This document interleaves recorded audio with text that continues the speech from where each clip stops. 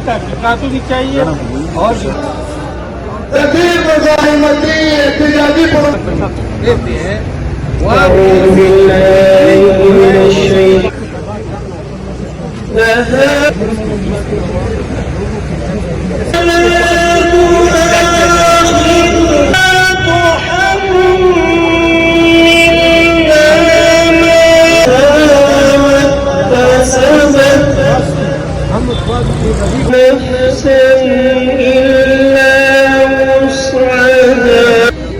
او تاسو له هم زمونږ دا هیله ده ورونو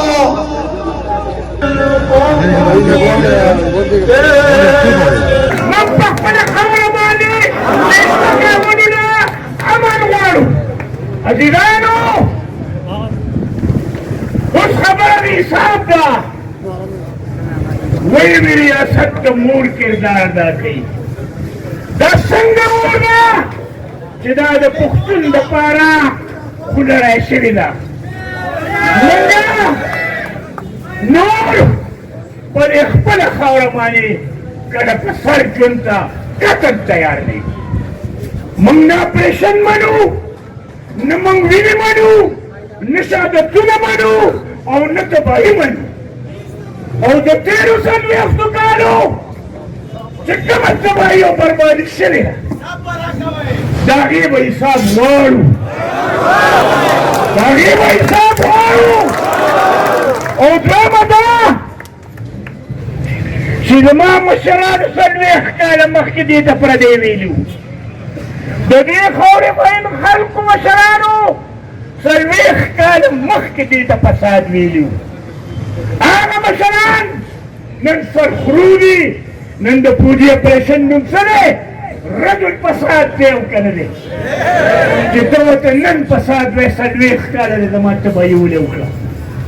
او زه په اسانه باندې چې تا ورته جهاد وي نو ما سره د ثبوت دپاره د دې وطن د ټولې غټې خوله چې هغه د وزیر اعظم خوله وه د عمران خان، هغه چې د امریکې په لومبنی ګورنر په پریس کانفرنس کې څه وایي؟ وایي موږ نور د پردو جنګونو حصه نه جوړېږو. زه خو به ورته نن پردی وایې خو زه 2.5 ماشومان نشم هېرولی. زه د مینه بازار تباهي نشم هېرولی. زه د صدر دماکه نشم هېرولی. زه د پولیس د 900 ځوانانو شهادتونه نشم هېرولی. زه په دې خپل وطن کې د منډورې د نشاط چوک د سلمونه نظارې نشم هېرولی. نو عزتمند ورونو د دې بحران نه به وځو څنګه؟ هغه یو والی دی، هغه به د سرې، د شنې، د برګې، د خړې، د غټ، د نري، د زیړې او د تور نه به بالا د سپین بیرغ تحریک شروع کړو چې هغه د امن تحریک دی.